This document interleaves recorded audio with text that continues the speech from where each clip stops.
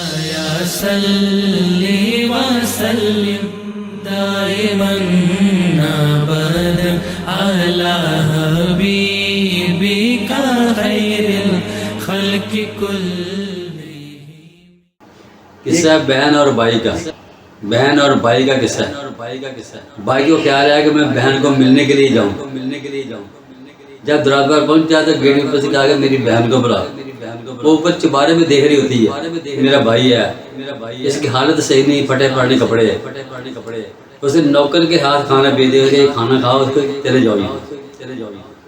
کھانا اسے لے لیا، قبرستان میں گئے، وہ کھانا ماند کے طور پر دفن کر دیا کہ جب یہاں مجھے کھانا لے لوں گا. آگے چل دیا. ایک باغ میں چلا جاتا، باغ کا مالک پوچھتا ہے کہ اس باغ کا مالک کون ہے؟ کہتا بھائی میں ہی باغ کا مالک ہوں. ان کا مجھے نوکری چاہیے. ان کا ٹھیک ہے. اس باغ کے مالک کی اولاد نہیں ہوتی، اس کو اپنا بیٹا بنا لیتا ہے. کچھ دنوں کے بعد وہ بیمار ہو جاتا ہے. کہتا بھائی میں بیمار ہوں، میرا پتہ نہیں زندہ رہوں یا نہ رہوں. اللہ کرنا ایسا ہوا وہ مر گیا.